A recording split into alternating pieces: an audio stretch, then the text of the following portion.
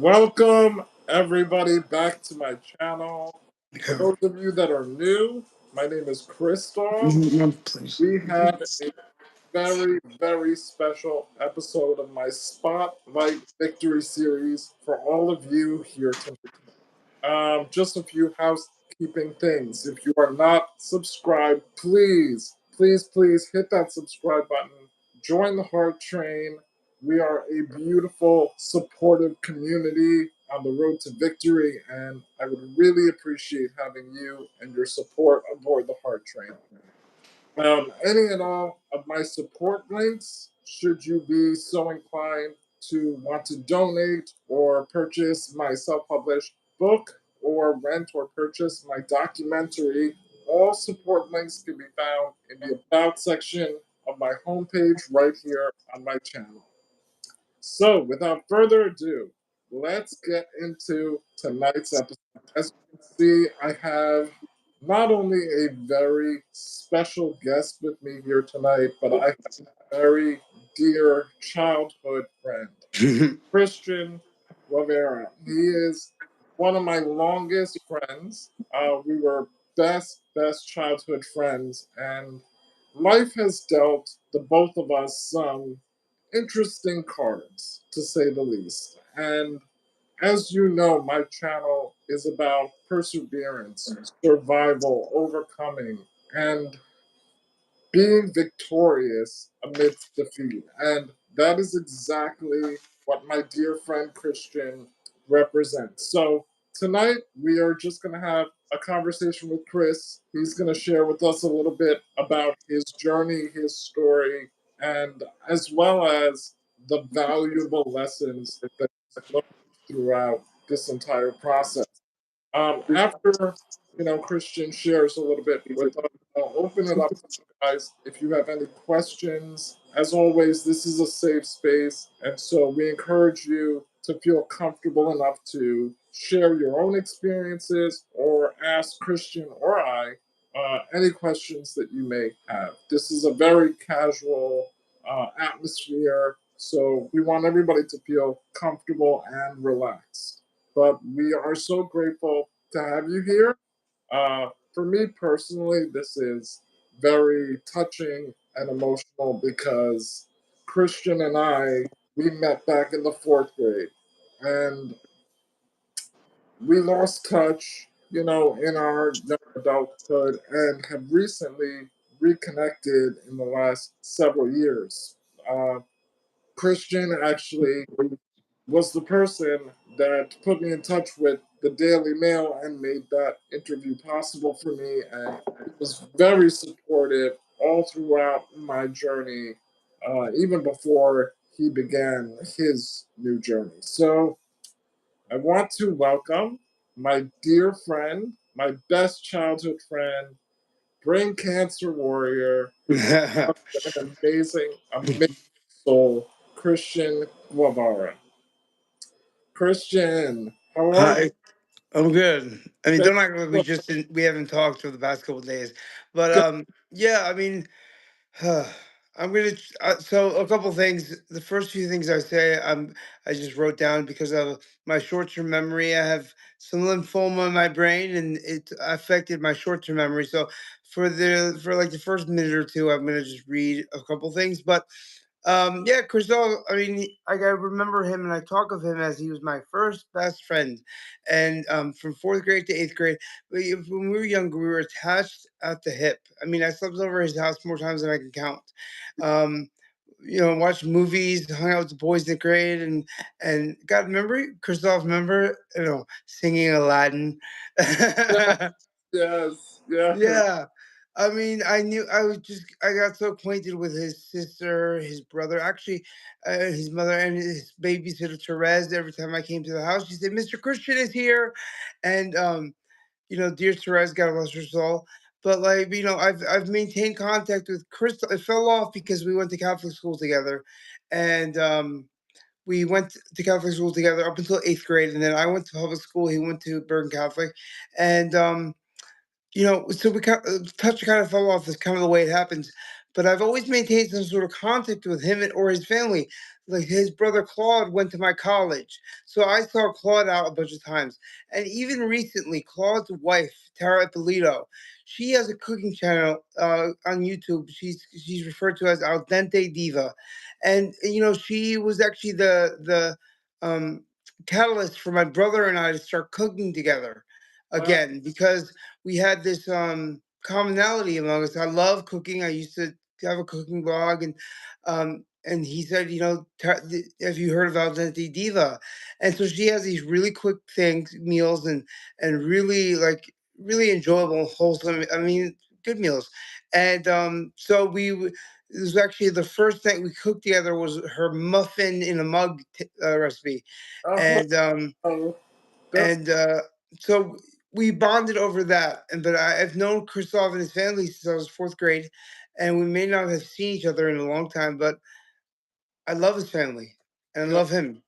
Wow. So Well, we love yeah, you too, and that really means a lot to me. So listen, I want you to tell us a little bit about what happened, because the last time that we had connected, you were, in great health. You were traveling. You were working. You were at very. rugby team, running triathlons, and yeah, I mean, yeah, it's a big departure from all that, because I just started walking again fully down the house and down the road.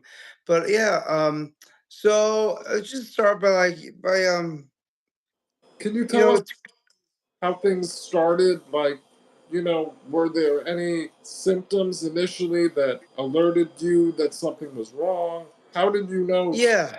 look So into? about a year prior to being diagnosed with lymphoma, I had this pain on the right side behind my ear, and anytime I wore a hat where the brim would make contact with the back of my ear, I had this acute pain.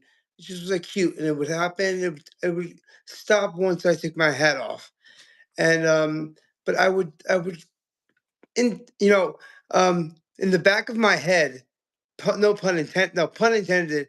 In the back of my head, I knew that something could be wrong, but it happened probably a dozen times. And um, I would joke with my brother's partner, Alma, who's a lovely, lovely woman.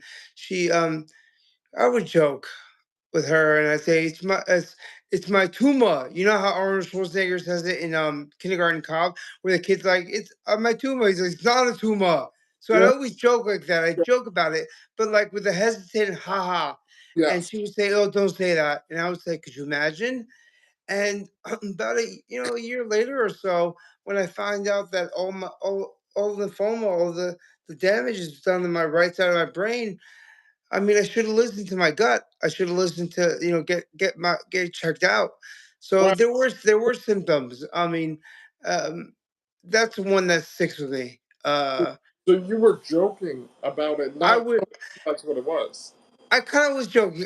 Like I said, I knew something was a little wrong. I was like, you know, uh, but I would joke to get through it. They say if you don't laugh, you'll cry.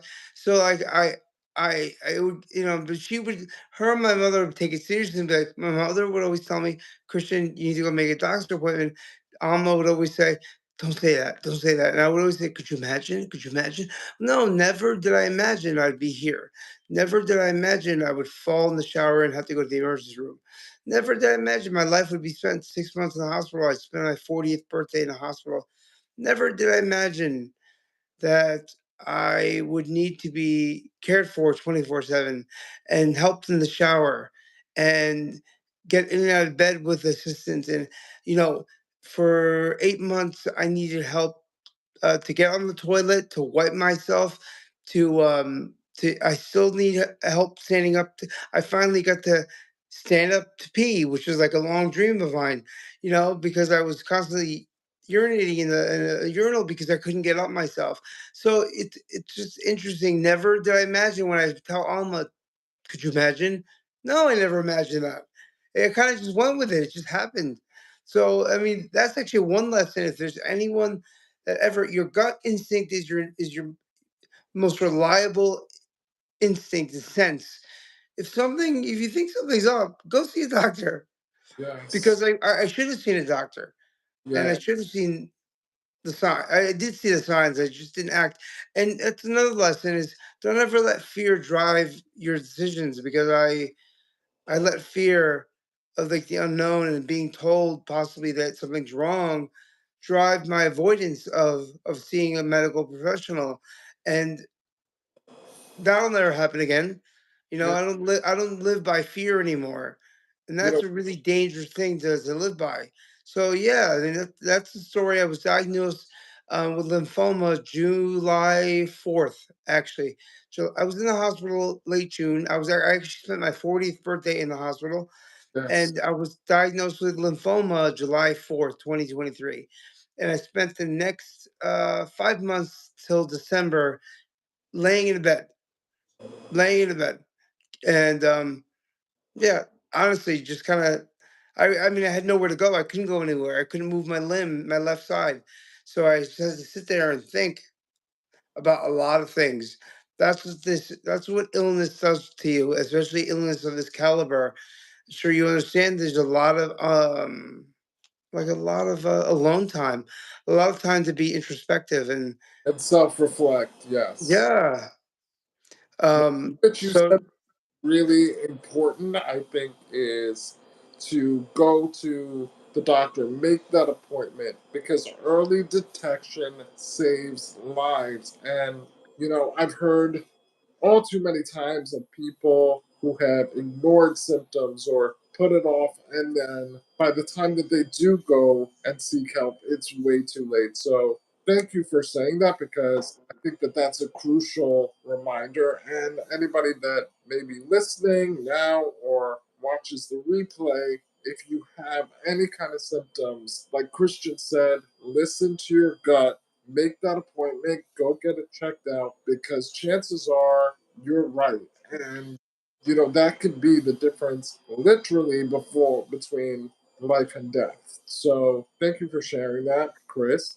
yeah, You know, um, I wanted and more of a reason to get checked out is because I read an article about 3 weeks ago, and it's a really sad article because they showed the color map of the world of where cancer rates are booming, and America is the place where most cancer rates are booming for people under 50, especially women uh, who are being afflicted with colon cancer. It's surprising. So you're seeing a lot. They've even moved up the age where you get checked from 45 to 40, and especially women. You'd be surprised, women are afflicted with heart disease more so than anyone else because of stress. But stress is a big factor in cancer rates and illness. So like it's alarming, but I think it's something that everyone, honestly, Christoph, everyone needs to like wake up a little bit, because we panicked about COVID, but like this is a really big thing because we used to know someone who knew someone who had cancer. Now, since I've been sick, um, one really dear friend of mine, Jonathan, passed away from lymphoma, and Christoph and I share a friend. The man who actually got him on Daily Mail TV, who is in remission from lymphoma. So look, I mean, never in my life have I ever had that many people close to me who were ill. yes, Not just cancer, but ill. So there's something going on. I'm not going to throw out theories. It's the food we eat. It's the stress we're under. It's the daily grind and not taking time for ourselves. It's a whole lot of things. You know, the medications we take. I mean, vaccines we take. Who knows? There's a lot of stuff that's effing us up. And I yeah, just think that yeah, yes, people need to be a little careful. yes, yes. Yeah. So Um.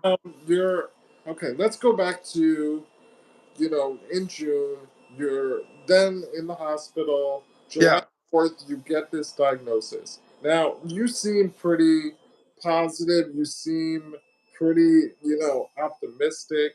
Was it always like that? Like when you first got your diagnosis, were you scared? Were you worried? Like, what was it that gave you that drive to want to fight through this and to say, listen, I am not going to let this defeat me?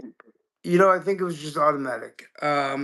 I made a call to my cousin Jennifer, and got upset, but I think it was the only time I got upset. And I had this odd recollection of it. Like I got upset because I think I needed to be upset, or I had to show that I was upset, or I Yeah. wanted like support or something. But like I've never been like incredible. I sort of just rolled with the punches. Like obviously was like it didn't set in yet.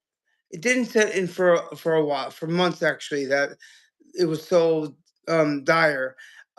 So and I woke up in the hospital before my diagnosis, and I couldn't move my left arm and left leg. And I looked at my brother and I said, "Well, I guess this is my life now."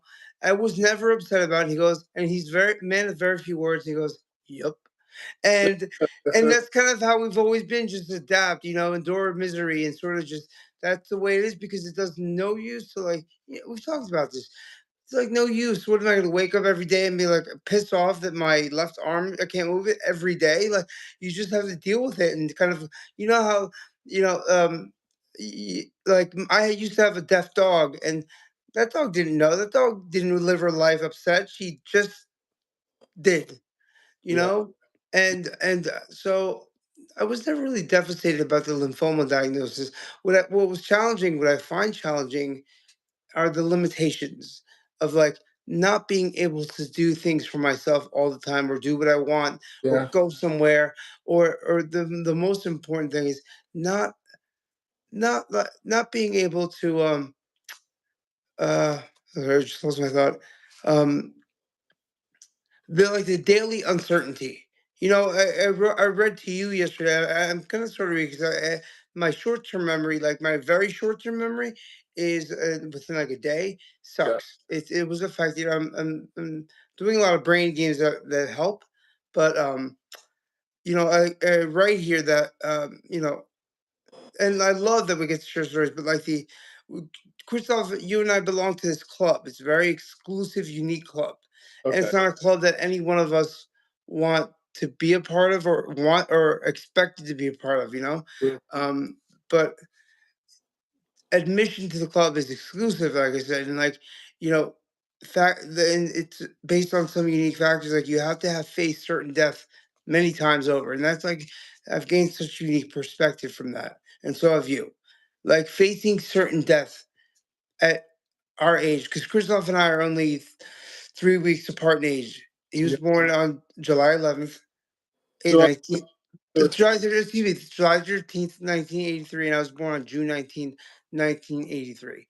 So so we have a very unique and similar perspective on things, and being faced with death, it kind of fast forwards the wisdom or the lessons you've learned years, decades, because I feel like I have the wisdom of someone way older because I've had to, things get worse, things get better, things get way worse, things get better. They tell you things are dire, you have to question those things. Um, and like so admission to this club is like, you know, you need a wheelchair to get in. You need 24/7 chaperone. Our Yeah. caregivers, who are both our caregivers, his mother is his caregiver, my mother is my caregiver, and ironically, they're friends. They know each other. They speak on the phone, and I think that's incredible. Yeah. Um, and having chaperones, a family is also like our caregivers. My brother and his partner Alma. They're my caregivers. At one point or another, they've had to watch over me. I'm sure your siblings have had to watch over you. They're Yeah. super important to the recovery to Abs- have people that care about you. My mother and my family, um, David, Alma, my mother, my stepfather, um, did not leave my hospital room. They always had a person in the hospital room for 6 months. There was always somebody there. They would never leave me there. And you know why? Because so they the hospital they designated me impulsive and a fall risk. So I was an impulsive eater. I saw these notes about me on the board. So my brother would say like I would try to dive off the bed and escape and be a stubborn a hole. Yeah. So my family was great. My mom slept in the hospital room. God, all the time, and most of the nights towards the end of my stay, like she slept right next to me. and wouldn't leave, and she'd come home, and my brother would sneak me in a couple things, that indulgences that I needed. So having your brother and your, I'm sure having your brother and sister around is like so good, and Yeah. I was so happy because right now I live at my parents' house. Um, I could have lived at outpatient rehab at the hospital, but there's nothing like being cared for by your mother. You know that. Yes, yes. And You support know. general is just it's so crucial at times like that because there's so many times when I can remember that I wasn't able to like be strong enough for myself, and so having other people like my mother, like my father, my friends, even like you said, siblings, those were crucial people in my life that I was able to lean on. And again, there were some times that I was awful, like you said, Yeah. and Oh yeah. they are regardless, like no matter what, even if you're cranky, you have an attitude, because that's all part of it, like going through the different challenges that we've gone through, they really test you. And sometimes they bring out not such like the best side of us. And Yeah. so when you have people in your corner that are going to love you unconditionally through all of that, I can't even tell you how many times I bumped head with my parents or my siblings, and they, Yeah. they were able to brush it off. Like, listen, we understand Chris is going Yeah. through a really tough time. I mean, I haven't talked to you about that, but yeah, I mean, there were so many times that my brother comes in, he's like, "Be nice," Yeah, because like especially being limited, like you and I know, being limited, like that, sitting in bed and like you can't get a drink, you can't go to the bathroom, you can't get out of bed, you feel like worse than prison, you feel just so like you're in a box, and so I would often, or you have to ask for, I had to ask for every little thing because I wasn't able to get it, so if I waited longer than 2 minutes, I'm like, where is it? So I would be an a-hole and I would snap, and it's gotten better. But like that's one of the lessons I've learned yeah, is be nice. Be yeah, grateful. Be grateful to your medical professionals, to your caretakers, to your family. Be nice. You want them to want to take care of you. You want them to take the best care of you and be nice because no one likes an a-hole, you yeah. know? No, So they don't. And that's a perfect transition because, listen, as somebody that you're going about, you're living your life, like I said, you're healthy, you have so many things going for you, and at the age of 39, your entire reality changes. And now you are in such a vulnerable position. What is that? What has that taught you about life? What are the takeaways and the lessons that you've learned in this last year? uh it took a little while I was like to know to learn how to focus on myself and not others. Having lived a life near 40 where I was seeking approval and giving of myself for people before myself, and seeking approval, trying to please people and trying to to do that, and you know I was unfulfilled by that. I was empty because of it, and I told you the anecdote about like so I'm a chef. I train chef, and I go food shopping a lot. I've always gone food shopping a lot. I go food. I mean, I kind of do now, but you know, whenever I don't go anymore without a list of things I need because I always leave with things that I don't want or don't Yeah, need, yeah, and I make the wrong choices, yeah. Especially and empty stomach. that's when I go, and then when I go without eating, when I go on an empty stomach, it's worse.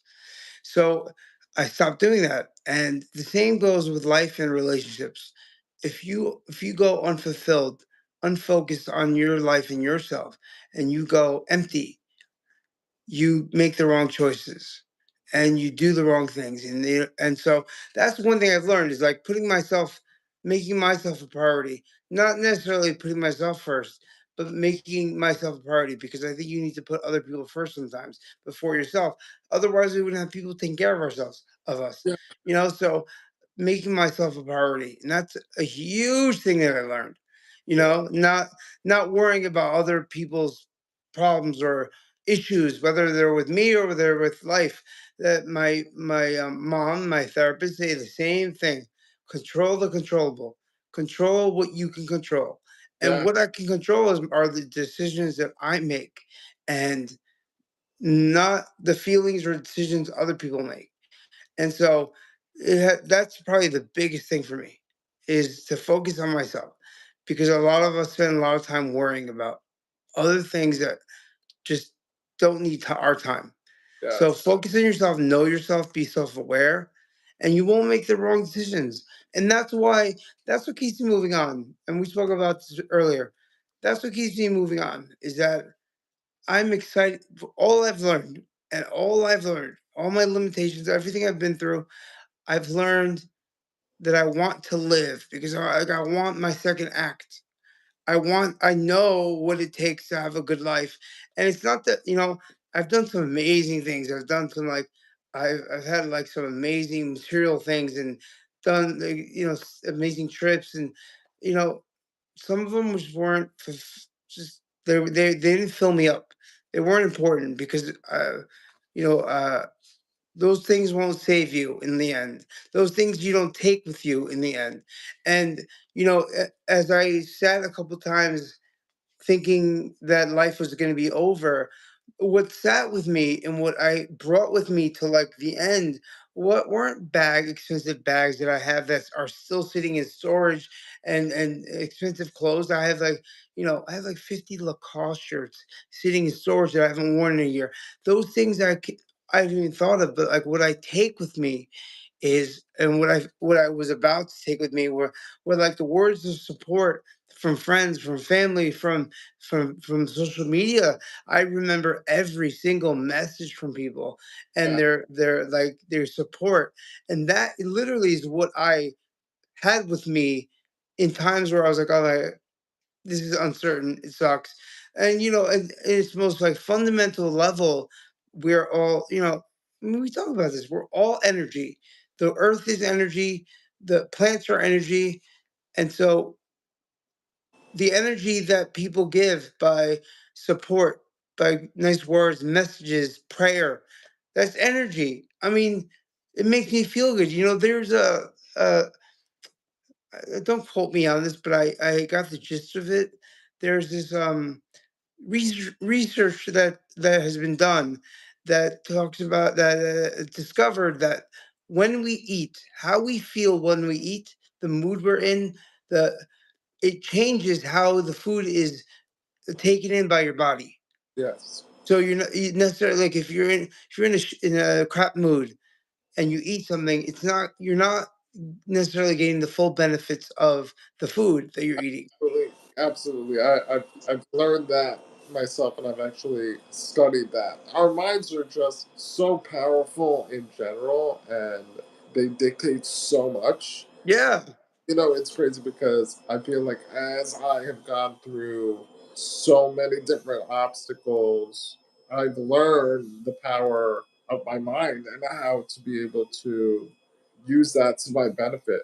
There's so many things that I, like in the past, before I became really debilitated, I granted, and I didn't realize that the way that I spoke to myself, for example, or the thoughts that I had really ended up ultimately impacting me. And so I've really tried to change my mindset and, how but going back to what you said before, just being kinder to myself, focusing on myself, not letting what other people think about me affect me in that way. And it yeah. takes a lot of maturity and internal reflection to be able to get to that point. I wanted to ask you, so now that your life looks so different, do you Mhm. ever find yourself missing the old you, or, like, let's say certain plans that you had for the future are obviously now changed. Does that ever get you down or sad? Like, do you find yourself in a space of like, oh Has it ever? Yes. Does it now? No, because I've come to realize that like I was just living, I was just like operating and just going through life, and I didn't value anything. I valued short-term emotion, like the next thing, the next thing, the next thing, yeah, just and like little quick fixes? yeah, and Yeah, so I didn't put time into um sorry, I'm like he's so emotional. I didn't put time into developing my life. yeah. It's okay. Listen, I always say that it's so important to feel those emotions, and I know that's one thing we both agree on. Yeah. So one of the lessons that we talked about last night.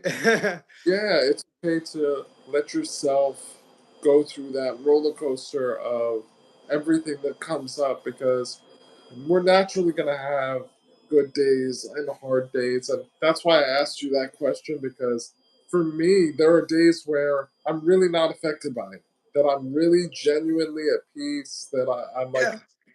I can do this, I'm happy, like genuinely. But then there are, of course, those very natural human moments where I'm like, wow, I wish that I could walk on the beach and feel the sand between my toes. I wish I could hug my little nieces and nephews. I wish that I could feed myself without having to wear a bib.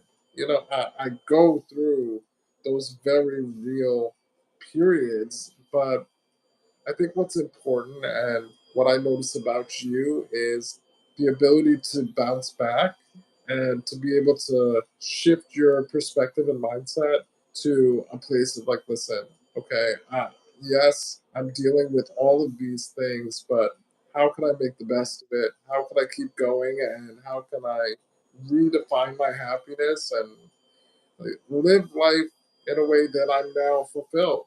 You know, I think the both of us, despite being through so much, we are ultimately grateful for the lessons that we've learned as a result of it because I personally I see life through a whole different lens. Yeah. I'm not sure I would have necessarily had that perspective if I didn't go through some of this stuff. Yeah. And I believe you're gonna understand like what you're saying, but like when you say I know you're an honest, genuine person, and so when you say I know, like I so one thing for me is like I've gotten rid of saying honestly, sincerely, because I am honest, I am sincere, and that almost like not that you're trying to, but like there are people who probably look at you and say, "How could you be happy? How could you be pleasant?" And there's so much more. And we've talked about this last night and the days before. Like there's not how when we walk in stores, we go in our wheelchair.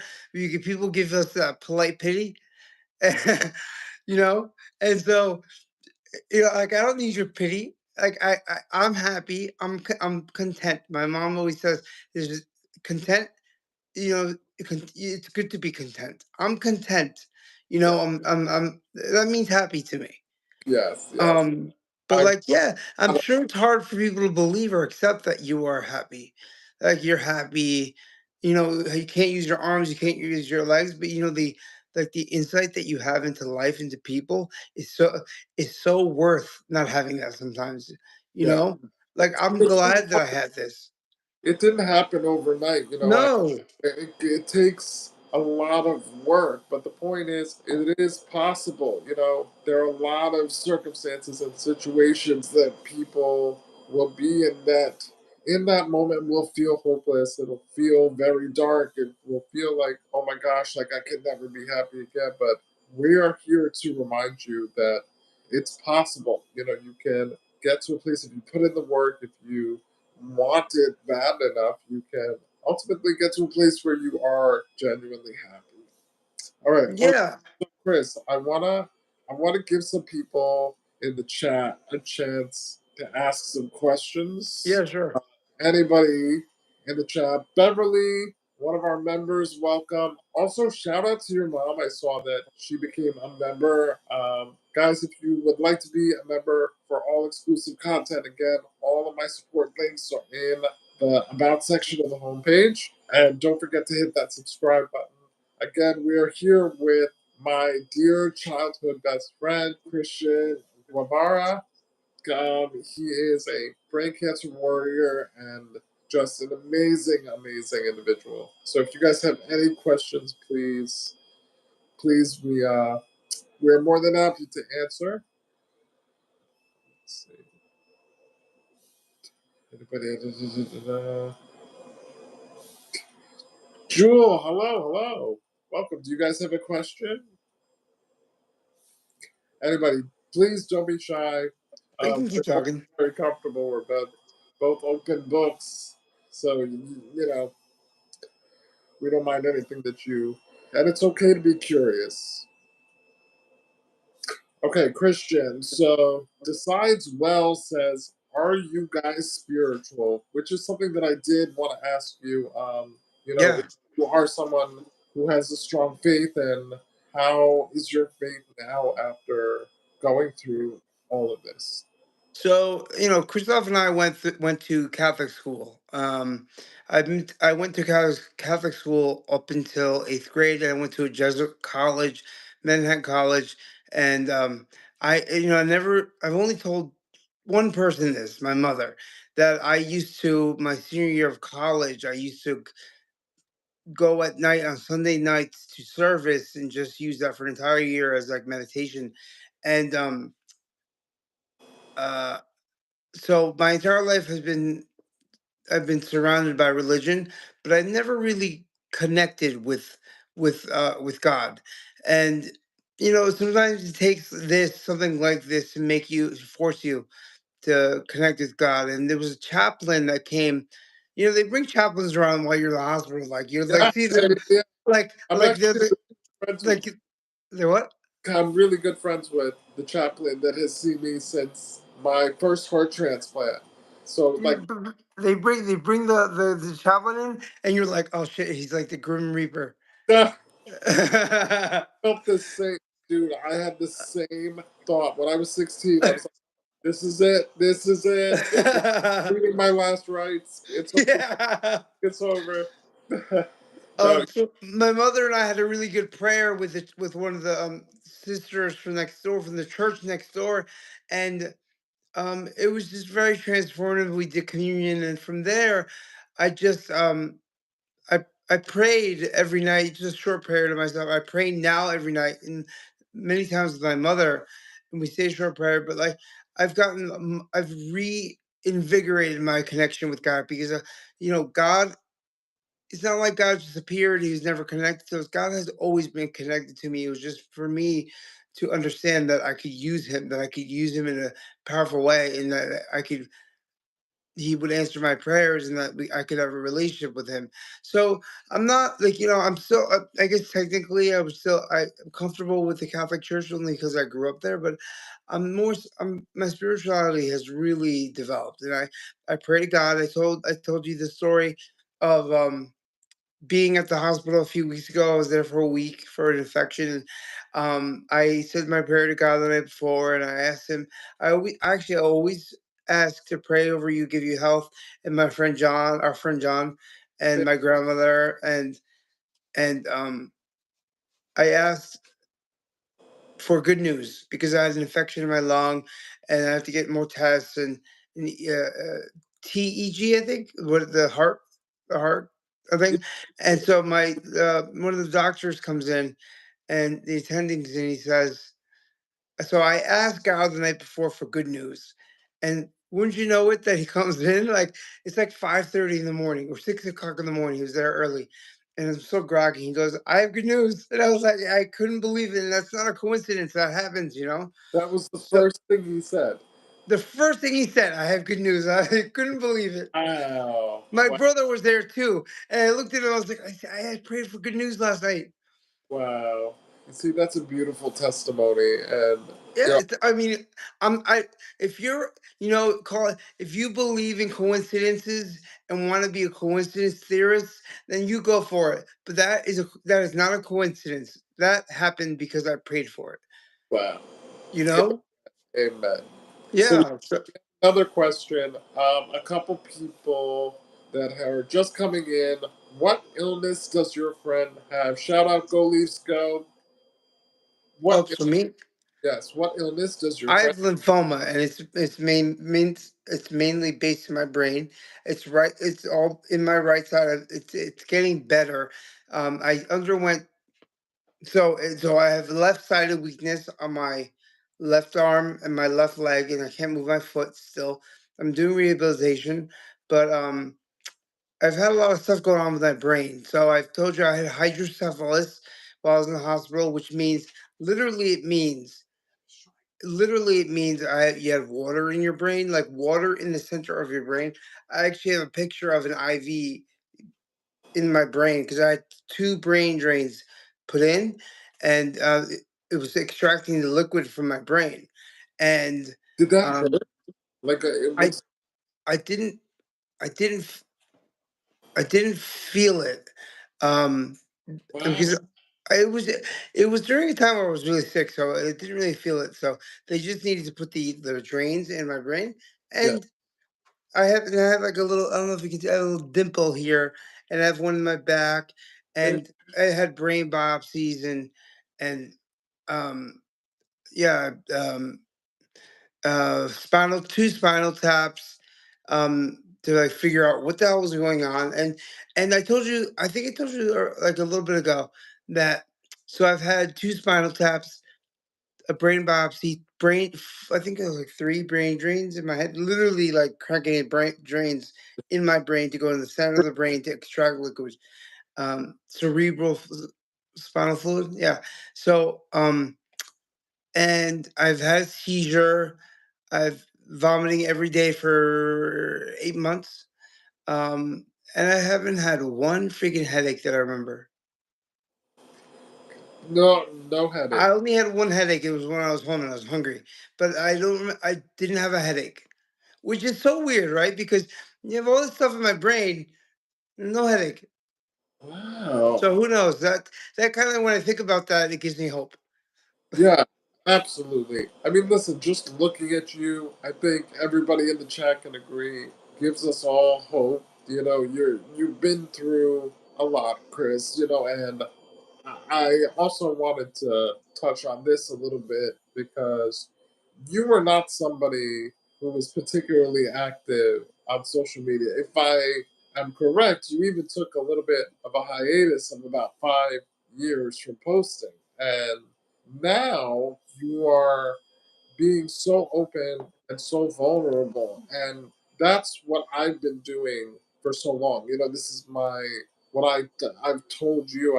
I tell all of my supporters, this is my life mission, and I really feel like I was called by God to do this. But it's not easy to open yourself up and be so transparent with essentially the world and leave yourself open to criticism and trolls and people who are going to do anything to knock you down. Because before you said energy, and listen, I'm so grateful for my daily interactions, the comments, the messages, because I really draw strength from that, like you said. But in the same, same idea, you have people who will be very quick to say nasty things to tear you down. So, Yep. what was it that made you go from being so private about your life to now sharing some of the most vulnerable, you know, transparent moments of this illness? What was it that got you to that point of saying, "Listen, I'm willing to be open"? So when I had posted years ago, for years, I looked at my history of posting, and it was empty to me. I was filled with like the seven deadly sins: greed, pride, greed, um, um, and whatever the other ones are. And it was very empty to me, and I couldn't remember um, anything anyone ever said, or it felt actually very like not good to see that I was posting things like that, and I wasn't being honest. And I was maybe, I don't know if it was a mixture of showing off, or I don't know what it was, showing that I had a good life. But literally, there's some insane pictures, beautiful pictures, where I remember those moments, and I was like, if people only knew how miserable I was then, how awful it was behind the lens. And so there's a level of honesty that I just wanted to put forth. And so, being home from the hospital, and I was in no condition while I was at the hospital to show my journey at all. Like I was really, I was just out of it. I was not Yeah, really, yeah, yeah. So it was only afterwards when I was home and I had time to really think about things and think about a lot of things, and then come to like think of like that I was alone, that I was here alone, that I was here with my mother and my stepfather, and I had my brother here coming here every other day, but like I was alone. I needed support. I needed good vibes. I needed like strength, and so I chose to use social media for what, like, honestly, what it's for, and that's for people to share things authentically and honestly, but also be there for each other, because that's in the end what we all want, is yeah, like is for people to be there for each other, because no one wants to see, at least I hope not, no one wants to see another person fall, and we can see ourselves in each other. And so if somebody's going through it, it's very easily you can go through it. And so I decided to, and not for sympathy, not for pity, not for notoriety, I decided to like look at the real me, look at what the fuck is going on. And um and so I did. And I don't share, I don't, I hear about my what I'm going through and the technicalities of it with my mother and myself and my doctors every single day.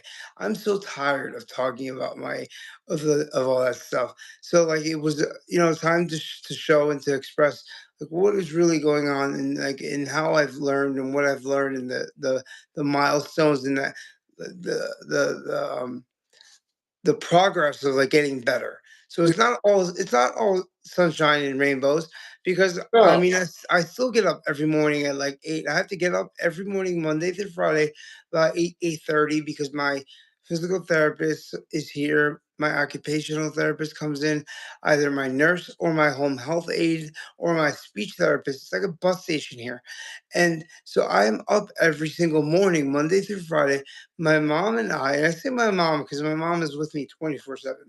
I Our only day off generally is Sunday and Saturday, but Saturday is a day for like errands and stuff, because so I wake up every morning at 8, and I'm going till noon. Um like hard, I'm exhausted. I'm like yeah, and then from there, like when I have doctor's appointments, which is every week, I have to drive 45 minutes to Dallas to see my doctors. Sometimes I drive to Dallas 45 minutes to get an x-ray and then leave 5 minutes later, come back home. So a lot of time I spent in the car with my mom. yeah, And like, it's been good bonding time, but like it's exhausting. And what was worse was like the first 2 months I was here at home, I got motion sickness even in my wheelchair. So driving, I would throw up I would literally be walking into the doctor's office and vomiting in my bucket. My therapist here at home says that I'm the first patient in 50 years to throw up in a bucket in your office. So like, thankfully those days are out, since, I heard in one of your live streams that you had a G tube and that you would fill it with cold water to yeah, get that, to yeah. get the, Yeah, because, mine was in yeah. mine was actually in my nose, but yeah, I Oh, then oh, I had one placed in my nose. It was so painful. yeah, I used to Oh, I have couldn't do it. just to like feel that cold water in the back of my throat. Guys, that's in my top 10 answers series. How can you eat and drink with MFM and a trach? Now I just posted this past Thursday. Check out my top 10 answers. Again, guys, do not forget to hit that subscribe button. We are here with my dear childhood friend, Christian Guevara, who is also a brain cancer warrior. He is sharing his journey as well as the valuable lessons that he's learned on his Well, own personal journey to. hopefully, my mom can bring me the sponge sickle so we can show what Ah, you and I had to endure because they would have us on. We couldn't eat or drink for multiple days, yeah. and I would be dying for water, and I would be dying, not dying, So, use the different word. I'd be so yearning for water, and I needed it because I wasn't allowed food or water at all for days before a procedure, and so they're like, okay, we'll give you this. And they hand me this lollipop, a sponge lollipop, and they say dip it in water and suck on it. And I couldn't. I was like, "Are you kidding me?" yeah, awful, awful, awful. Like, You went through the same thing, right? the thing. Yeah. What is this gonna really do for me right now? Just I was begging my mom for chips. I'm like, Mom, please just sneak me a few. This I got. Well, no, I- like, Mom, please, please, just a little bit. They won't know. Nobody will know. Nobody has it. I was just so desperate, Yeah. so desperate. My mom and Mrs. LaFontaine are friends, Yes, and we talked about how like they're the same. I would ask my mom like, beg her, mom, please, they won't know, won't kill me. yeah. Okay, so Chris, we had another question. Do you have any children? And if No. not, do you plan on having children in the future? Would you like to have children? Yes, if God willing. Oh, so this is the lollipop. My mom just brought it to me. Oh So my they would God, they would dip this in dude, water, I and would they would say suck the water from the drop. sponge, and that was your only water for like 3 days. Emmanuel, sorry, can you wipe my nose? Look, so my Dude, mom oh said my that I God. called it a sponge sickle.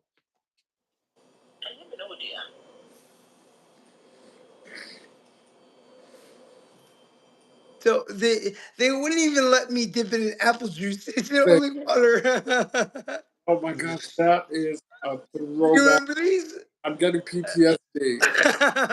This is too much. I was so they expected me to sit in a hospital bed, like no food for like 4 days, absolutely no food. And they would say you can't drink water until your procedure. So you have to go NPO, which is like Latin for no food, nothing by mouth. And so they would then hand me a cup of water with this. Say you can have this every so often. You can't do like so I would like take the cup and Yeah, I yeah, I would do the same thing. The same thing. Wow, that's so great. So, okay, Wonderful, like they're miserable memories, but like so funny. so funny. Well, that's the beauty of it, right? Is that we are able to reflect and share, and now we can do it with a smile on our face because we made it through. We got through those. Yeah, that was the worst of it. I've gone over it. Like, I don't really go over details too much over like of it because it's not like I went through it. That's really not the challenge of surviving illness because nothing makes you different. I mean, there's not much that makes you different from someone who's going through challenges or addiction or illness because it's the technical things that make it different. But like, it still sucks. It's Yeah, still trying. It's yeah, still like effort. And so, um, yeah. So having gone to, I've gone over the list. Well, not with everybody, but I've had the brain biopsies and the brain drains and I've had seizures, blood transfusions, feeding tube, port put in my chest. I mean, what else have I had? So much other stuff, and it's like it's a distant memory. I think about how the hell did you get through that? How the hell did you my vomiting became so routine with chemo that I would have my dad, my stepfather, my mom, my brother, and Alma in the room, and I would the chemo was making me so sick that I would just be sorry, vomiting while they're sort of going about things because it could became so routine. Chris. Sorry, I don't think they heard you. Somebody just called me and it went through. Oh So no, so you might have been muted for just a few minutes. few seconds there. That's fine. No, so the chemo made me so sick that my vomiting it was like a faucet, and it became routine enough where like I would have my family around the bed and around the room, and it was just like, "Mm, there's Christian vomiting," because it was like that bad, and the nausea was so debilitating, it made me a miserable human being. And even when I came home, I was nauseous and vomiting every day for 6 months, and I wonder, like, how the hell I got through that. I just that's that. Yeah, I went automatic and robotic, and I was like, Yeah, just go. This is the way it is. yeah. And Sometimes, that's the way. Sometimes you just gotta move forward without even thinking. You just yeah. do it. You just gotta do it. So listen, I wanted to ask you that. You know, you went through all of that, and so where are you now? Like, do you still have catheters? Do you still have a feeding tube? Do you still have? So yeah. So the good thing is like I always say I now that my doctors appointments are spreading out. Like I just saw my one doctor. I don't have to see her for a few months, and I haven't seen my oncologist in like a couple months. It means that I'm getting better. I've gotten my feeding tube out in February. I had my port taken out. I do have a pick line in because of the antibiotics I'm in. Like you wouldn't know, but I'm on IV now. But like, so I've had these things, so I'm getting better. And I credit that to like the support and the good attitude and the changing the way I eat. That's another lesson is like I've had to eat better. We all need to cut that crap out of our diet when processed food and it's not bad to have every once in a while, but like I've had to my life now is fewer doctor's appointments and few and same therapy appointments, but they're seeing progress and I'm hopeful. I don't, like I Okay. said, yeah. Yeah. Yeah. You seem hopeful. You seem positive. So you don't do you have a feeding tube? You don't at this. No, I don't have a feeding tube. Okay, and your catheter? Do you still have that? Oh, no, I mean, I have a vein catheter, my PIC line. That's a Oh, vein catheter. yeah. I don't have a catheter down there. Okay, okay. Oh yeah, and I then went through periods when I had to wear a catheter that I pulled it out. I was like, I don't want this anymore. I know. I was such an a-hole. Oh my I God. was so obstinate. I was such a dick. So, Like I would rip my nebulizer mask off my face and like I don't want this, you uh, know. But I quickly learned that like these people are here to help me. Be yeah, nice. Be yes, grateful. yes. Yeah. Listen, we're getting ready to wrap up. Yeah. It was really, honestly, I think very eye opening. I think the chat, everybody aboard the Heart Train can agree that, we are grateful to have you share your story as a part of my Spotlight Victory series. You are definitely someone who represents victory amidst defeat. And, as a friend, I'm really, really inspired by you, your journey. You I'm too. Me too. so touched just to see your fight and your willingness to persevere. And, I never and thought we would ever come together in circumstances like this, because you've been fighting your fight for much longer than I have since we were little, but it only progressed as we got older. But never did I imagine, never did I imagine that we would be here together. And it's something special, something really unique, and I learned from you, and I think you said you learned from me, so it's a pretty cool friendship. And I'm excited to see you, and I'll see you in due time. But yeah, I'll be back on. We can talk about the strictly about lessons I've learned and you've learned, because we've learned a lot. You don't just go through this and not learn something, because if you do, you suck. yeah. Well, listen, I want to shout out a couple of people: Beverly, Go Leafs Go, Inez, Florida. They are all saying just thank you. They're really inspired by your story. Um, oh, do you have a YouTube channel? Is one other Yeah. question. Do you have a YouTube channel? No, I have an Instagram. It's I am Christian Guevara. So you It's I am Christian Guevara. It's his full name. I am Christian Guevara. yeah, You guys want? Guevara. Heck, and as he speaks, shout out to you. As he says, this was eye opening. Thank you. Um, NY Boki says, you are both inspirational and make all of us who are on the well side really appreciate life and see our distractions as minor. Oh, And Christoph, you would love him. You'll meet him one day. Jesse from New York City, from Long Island. He's so lovely. oh wow, that's beautiful. Yes. So That's shout out to Jesse and Mark. go They've wow. been so supportive of me, so it's been great. It's people like that who are supportive, having supportive family, a shoulder to cry on, a person to talk to, that makes all the difference in the world. And like, I'm not just spatting this out. Like, you know what? If you have the will, you can get through this crap. You can get through it because it sucks, but like, if you have the right mindset, you can will yourself to move through. Yes, yes. Emmanuel just came in actually with my pills. So as I take my pills and as we get ready to wrap up, which guys, again, thank you for watching. Thank you for being here. Please don't forget Yeah. that subscribe button. Join as a member. All the support links are in the bio. Christian, can you take us home with something that you would like anybody that's watching tonight or in the replay, if it's one message that they could take away from your journey and your story, what would that be?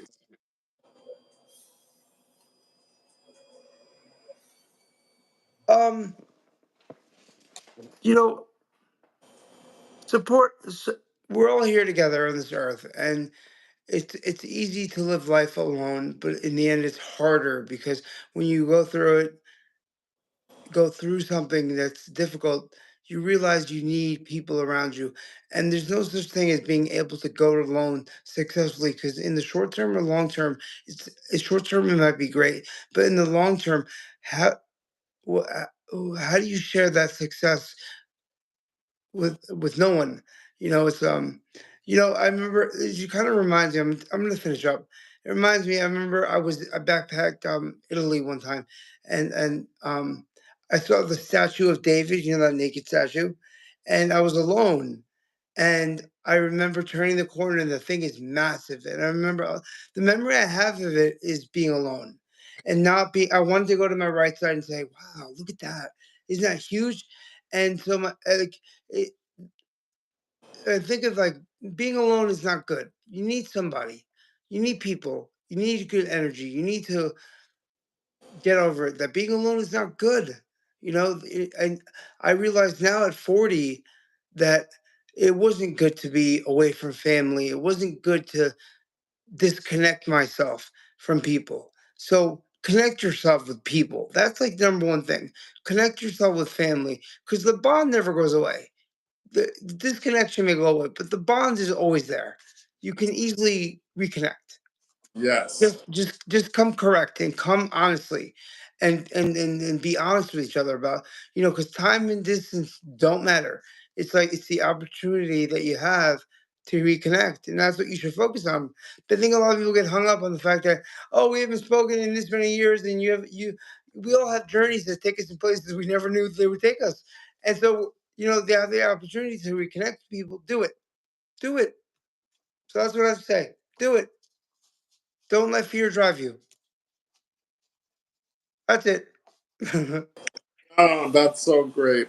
You Yeah. know, I appreciate you ending up ending it on that note because that's a valuable lesson that I've learned as well. And I want Yeah. to shout out producer Jennifer Cascardo, the co-creator of my channel, and she really was the one who had this idea to want to bring you on, just because I was sharing with her personally about our friendship and your journey, and right away she was like, "He would be perfect candidate for the spotlight victory," and you certainly are. You are every. I'll come back.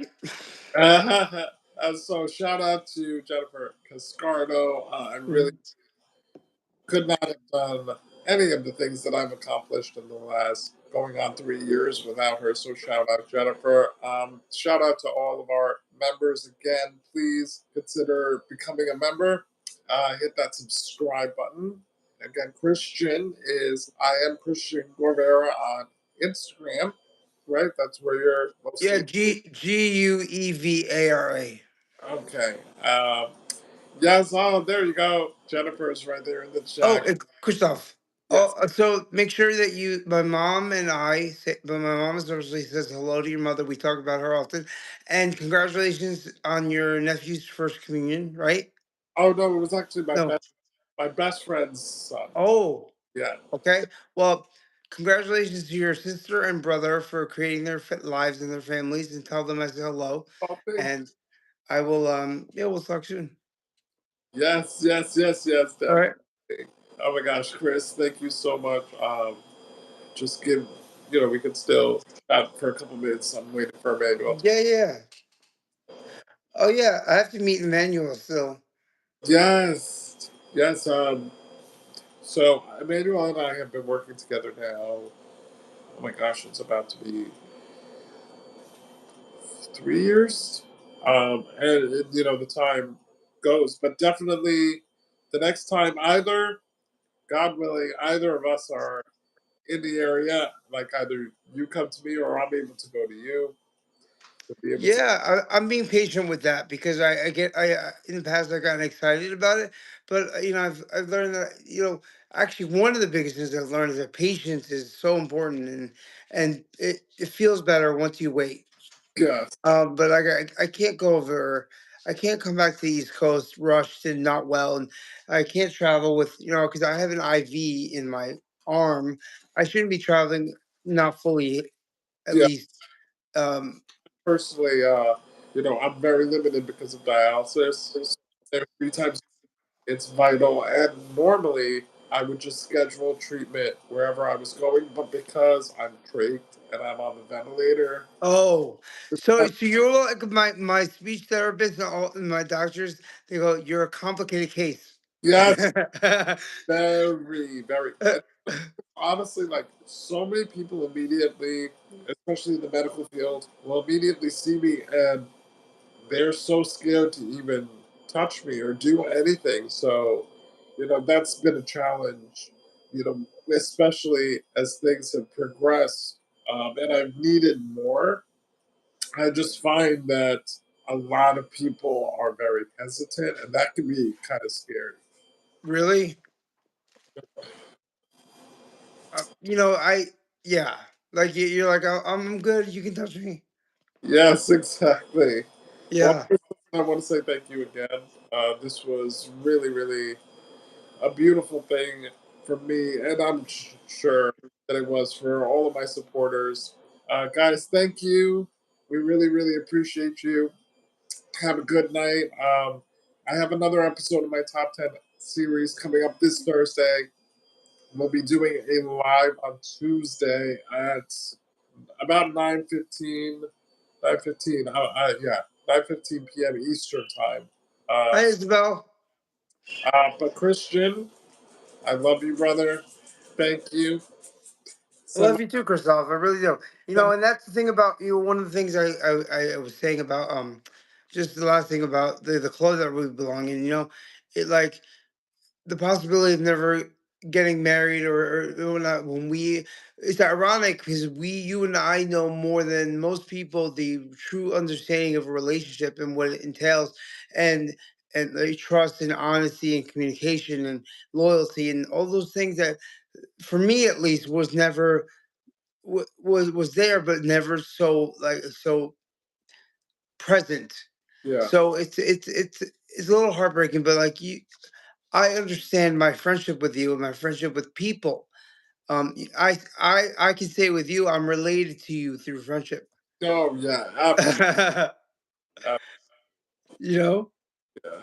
so like in that way, you are my brother, and it's great. It doesn't take away from my relationship with my brothers, Yeah. my stepbrother Ryan and Danny. Then it doesn't take away from my relationship with my brother. You're my brother. You Yeah. know, you- Absolutely. Absolutely, Chris. Well, thank you. so I love I you. love you. I hope you have a good night. We'll talk You soon. too. Absolutely. All right. Bye. Emmanuel, we are finished. Thank you guys for being here. Don't forget to subscribe. And join the membership, guys. Join the family. Can you press the X for me, please? Good night, guys. Yeah. And then end.